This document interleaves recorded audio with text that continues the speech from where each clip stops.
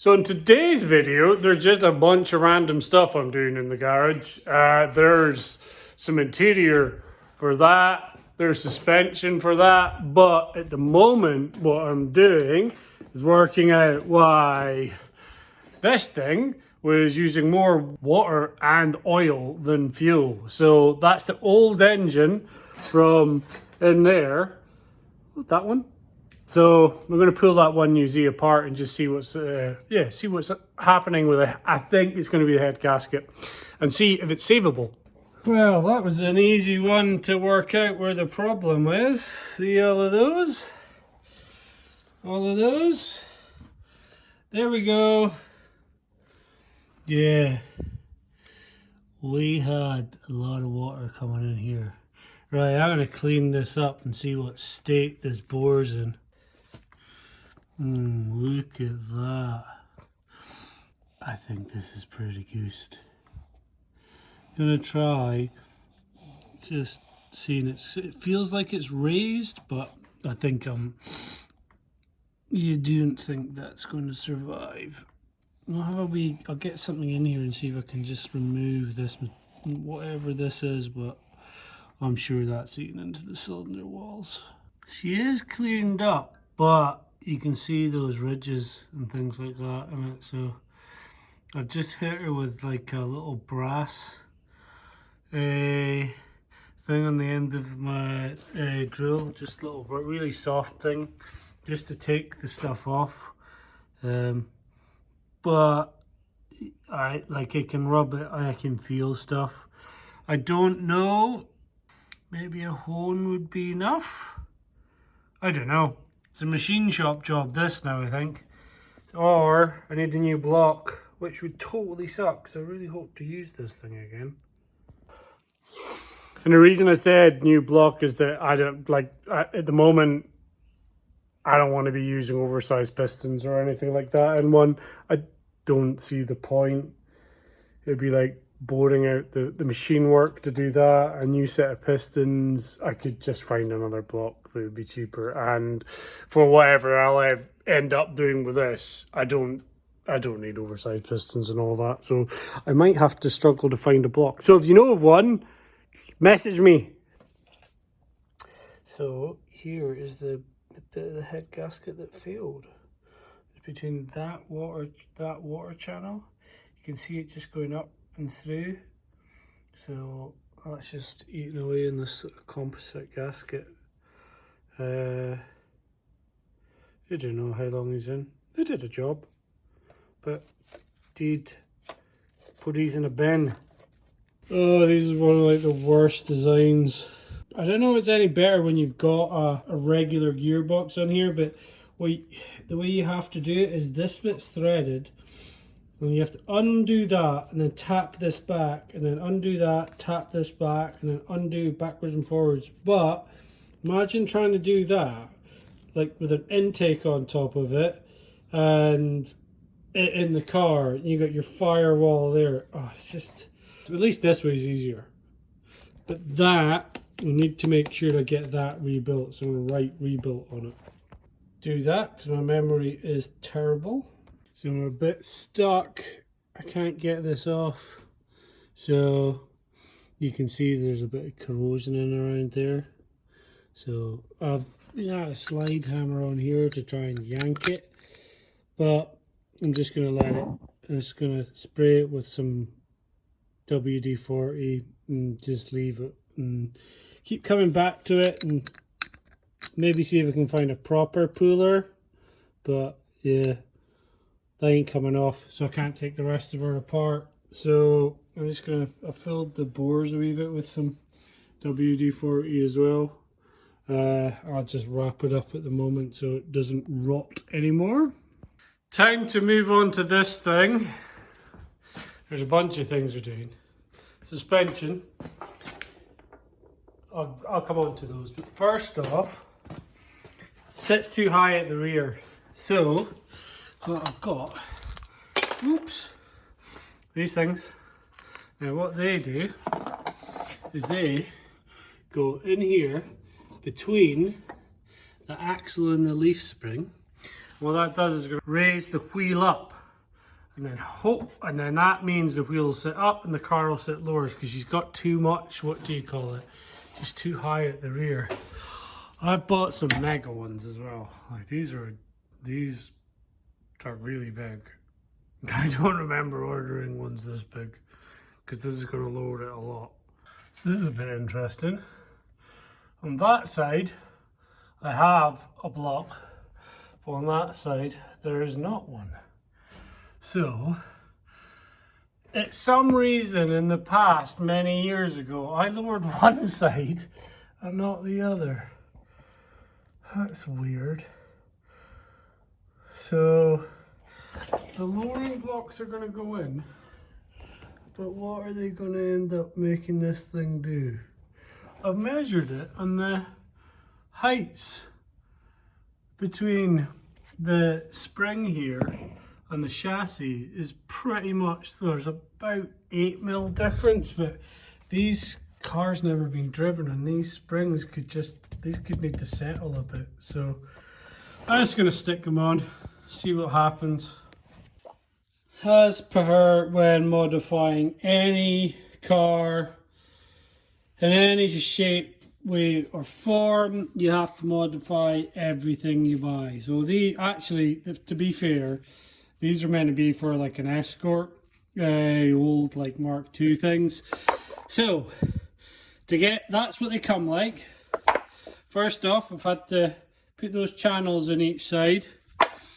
We have this little bit here that goes in on top of, can you see in here? Yeah, that goes on this bit here, which is on the leaf spring. But that's had to be, can you see it there? That's had to be bored out so it'll actually fit on there. And then when that fits on there, that goes in there and like holds that in the right position. So that sits on top of the leaf spring, and then that bit has, so it was basically so it could fit that now fits in there. And then I had to drill out these holes and these ones for the new shock absorbers, because this is a different size from the new ones. Ah! So this whole arm kit is coming off. See, it joins onto the chassis here, and there's this lever that goes down to here and bolts that. So all of this needs to come out, and then it's going to be replaced by a shock that goes up and down, which has got some adjustment, which this does not have. So this will be these are so old, I doubt they probably work properly. Whereas when you Spax things, they're second hand, but they've hardly been used. I know they've been on a car that was basically sat, so it's all surface rust. Otherwise, they're mint. Here we have, that's the rear done, both sides. She was a bit of a nightmare getting on those those bolts. I've actually ended up having to make these smaller. I've ended up trimming down the blocks by about, 10mm, because the U-bolts I couldn't get enough thread to get the nuts on. But we're on, so we have a rear end that might be a little bit more controlled than the lever arms, which were bouncy as hell. So moving on to the front, and I've already done one side, as you can see, because what I'm doing is I'm adding in these. So the front setup here, this thing, it's called the lever arm damper, and it's got two pistons that go backwards and forwards in there. That's what normally does your damping, but mine were, I don't know how old, and I don't know if they're working that well, and they had no adjustability in them. So I'll show you what I'm doing with these, but these ones, as you can see, I'm not the same kind of setup as the rear. Got these little adjusters on it so I can play with stiffness. So I'll show you how I'm quickly adjusting this so I can make this whole setup work. That's that backing plate off, and basically you can see Look how thick the oil is as well. It's pretty thick stuff. So I need to empty all of that out, and then I remove there's a valve. So see this big nut on the bottom here? Undo that, and then I get these two. This will all come out, and this is the valving. So this is what controls how, when this moves up and down, you can see there's the two pistons. Oh, it's quite difficult to do with one hand, this. I'll take the valve out and it'll be easier to show you. Right, that's that big nut off with that little valving thing in there. So right, should be a spring in here as well, I think. So on, there we go. Got a spring. That comes out. Now, this thing, see how much easier that moves. You can see it's pumping oil through there. I'll move that so it don't spill it all over the floor. So now you'll be able to see it. Now watch when I move the arm, you can see this pivot. See there's like a piston on the top and then a piston on the bottom. And now I can actually move it because there's no oil in it, and there's also no valving in it. It's just going to be the dampers that now provide me with any of the telescopic ones. So these now take over the job of that. But you have to keep this because this forms the top arm. Ideally what you do would be remove this top arm and maybe just like, I don't know, unbolt this and make some sort of framework. So you'd get rid of that, but this is easier. So I have filled these up again, and the only reason I'm doing that is because the pistons in there, they are still going to be moving, and I don't want them sort of everything in here rusting up. So keeping that in, it doesn't matter what kind of oil you really would put in there. I'm putting some basically stuff I had lying around. Fork oil, it's thin. It's in comparison to what came out of this, it's like that stuff that was in here was really thick. So yeah, it's just that, but it won't, again, no valving in it. So actually the oil won't be doing anything apart from just keeping everything lubricated. Both sides are on, but I've had a bit of a boo-boo. I've broke one of my pipes, the brake line. So what I've noticed is that when I'm turning it, it was getting close. It's hitting the damper, and I spaced the damper out to try and give it a bit more space, but it's not enough, and I've bust the line. I don't know if you can see that. Yeah, just in there. It's just fucking, look at that bugger. So I'm probably going to have to get a line. There's a 90 on it, so it comes out and like, or maybe even a bayonet fitting, because it needed to be quite a tight 90, so it comes out this way, and then it will stay clear to this. The other thing about this setup, it's like, this is not good for getting yourself extra lock. When I put those wheels on, when I turn them in, they're going to contact with that. It's like when you've got like a BMW or something like that, or anything with a coilover, all this stuff is there.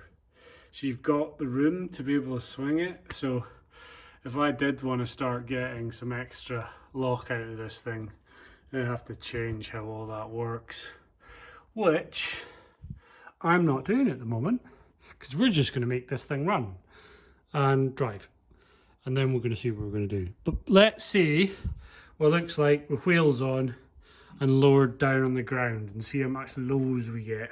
Just coming down, first time on our new suspension. Ooh. Right. She's looking pretty fine. Like, she is low at the back. And that side is the side that looks higher. So this side this side we are, woo! There's not much room in there. I don't know how long these will last. The tires, I've put new tires on here as well. They're 225s. I had 250s. Oh, look at that. That's a bit mad. I had 255s on here, and I think this has caused a bit of damage to these. But these kind of tuck it. There's a bit of space. But yeah, it's pretty low, like. And this is like the springs that are on this. They're all like lower race springs as well. So it's like some race leaf springs in the back and then race springs in the front. And they're, I don't know, 6-7 years old probably, but they've never been driven on. So I think this will get lower once the springs bed in and it settles, which means, wow, she's gonna be low, like super low. Like if that settles an extra, I know, 20 mil, and there's a big massive problem now, and that big massive problem is, look at that, don't like that much room. My absolutely terrible exhaust that I made many moons ago, that is not going to work. So that's going to need to be reinvented. But in the meantime, that's not bad. I like this. I like this a lot. I've made forward motion. This thing is going, it's actually, I've improved it. Well, hang on here, we'll do a test. Watch. Bounce. This is way better than it was. There was a bit of bounce to it before. What's it like in the back? Yeah. Before, when I do that, there was like a one, like there was a wee bit more, it was a way softer. So it's probably too stiff, but there's adjustment on those. So next, what we're going to be doing next, now we've kind of got the suspension done. It's all this stuff. We're going to start getting the interior back to like a real car interior, because this is going to be a drive me about rig. This is going to be, I can go to the shops in it and do stuff, not a track queen. So I want an interior, and when you get all this cool stuff, old stuff in, it starts to look pretty mint. So let's be done. So next time, interior. And if there's anything else, do a little comment. Let me know what else you think we should start doing. There's some other exterior stuff as well we could probably have a look at. But thanks for watching, guys. And God knows what the next video will be about. Will it be about those things? More of that? I don't know. It really just depends what I feel like. But thanks, guys. Bye-bye.